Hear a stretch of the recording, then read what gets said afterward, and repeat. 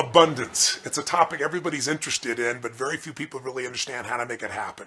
It's that elusive quality, the ability to have the life that you want for yourself, for your family, for those you love, the ability to travel, the ability to see what you want to see, do what you want to do, and experience what you want to experience on your terms. How do we create it? When I was 17 years old, I had the privilege of going and hearing this man, Jim Rohn. And I remember I pulled up to the South Coast Plaza Hotel in Orange County, California, in my 1968 Baja Bug, and turned the thing off and handed the keys to the gentleman and said, "Take good care of this baby," as it exploded in the back. It had that little afterburn that was going on. I was wearing a two-piece blue leisure suit I got at the thrift store, a fake gold chain, and I went in there to go check out this event and figure out how I was going to take things to the next level. And as a 17-year-old boy, I'd read a lot of books. I was very passionate. I was a man looking for answers, a boy looking for answers. And then this silver-haired gentleman who had so much wisdom stood up, and he shared so much that night that touched me in just 3.5 hours. But in the area of abundance, he answered a question for me that I had not been able to answer, and it shifted the quality of my life, as I'm sure this session will for you. And what it came down to is I grew up in an environment where, I had 4 different fathers. That certainly didn't feel like an abundance. It felt like scarcity because they never lasted. They were gone. I grew up in an environment where there was no money even for food at times. We had a Thanksgiving where literally we had no food, and we wouldn't have starved, but we weren't going to have a Thanksgiving dinner. And there was a knock at the door, and that knock changed my life because it was someone who delivered food for us. It was just a delivery man. The person who actually sent it didn't acknowledge who they were. And the man said, "This is just a gift for you and your family." And my father didn't react very well to it at the time. Didn't want charity, but out of necessity, he took it in. And I just remember at that time thinking to myself, why is it that my father worked so hard? Because he did work. He wasn't unemployed. And yet here we are with no money on Thanksgiving, not even for food. And it's just, my whole life had been that way. And I couldn't understand why we were living on the other side of the tracks. I lived in what I thought was a rich community. It was actually a middle-class community, lower middle class. But everybody else, we lived right next to the railroad tracks, quite literally. And everyone seemed like living a different lifestyle. And I couldn't understand. My father, I felt, was as good as their fathers as a person. Why did we have such lack? Why was there such scarcity? Why did they have so much abundance and us not have any? And I really didn't have the answer until I sat in that room with Jim Rohn. And he asked a question. He said, what does it really take to do well financially? What does it take to have real economic abundance? And he said, you must bring value to the marketplace. I'll never forget. And I thought, what the hell is he talking about? Value to the marketplace. And he made it very clear that we all have value in our own souls, but that's not what we get paid for. We also don't get paid for effort. We don't get paid for our time. We get paid to find a way to add value. And the question he asked at the time was, how is it possible that some people earn twice as much money as you do, or 4 times, or 5 times, or 10 times as much money in the same amount of time?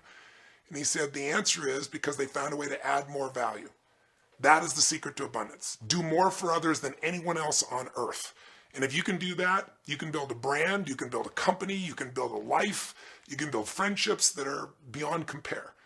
And so that simple little philosophy was really simple. And he went a little deeper. He was very specific. He said, if you look at it, I remember at the time he said, if you work for McDonald's in those days, he said, you make $2.50 an hour.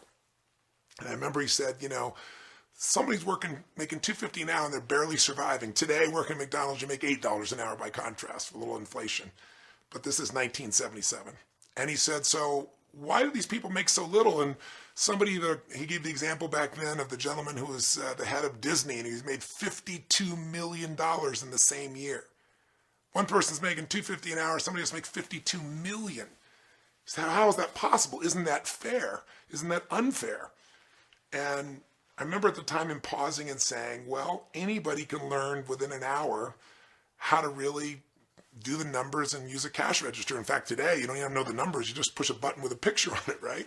So anybody can do that. It's not being disrespectful. So there's not a lot of added value. In fact, soon robotics will probably take most of that over because it's not something that expands the human spirit. It's not a complex task that makes us expand or grow and offer something.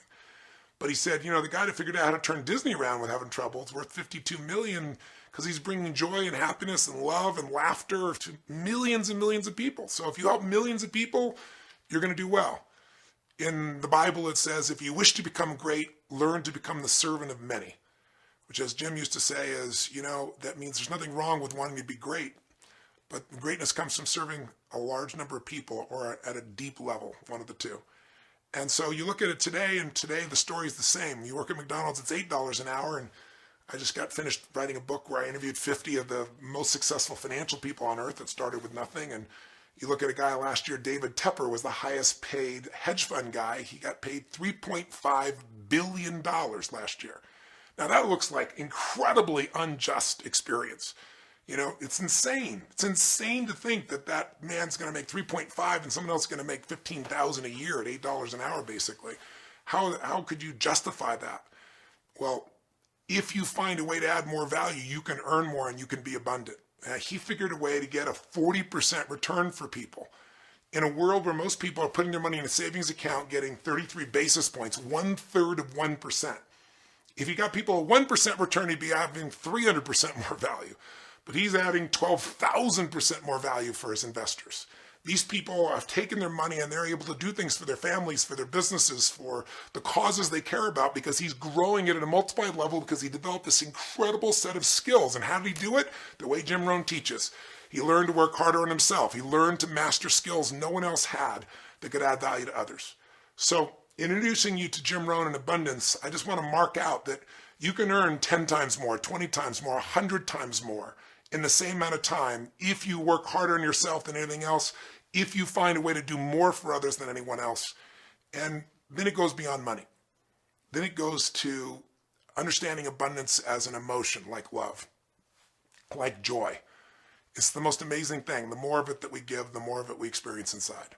So I hope as you listen to the words of this teacher that set me on a journey that's been a magnificent journey for me, because it's helped me to help not only myself and my family, but millions of people. I hope that this journey into greater abundance is one you take seriously and that you get excited about and that you absorb fully and you take notes about it, so whatever you hear is driven deeper. And I hope you repeat and come back to it again and again, enough times until the words start to become emotions and the emotions are converted into actions, and those actions cause growth and added value in you and all those that you have the privilege to touch. So without further ado, please meet my dear friend and mentor, Jim Rohn.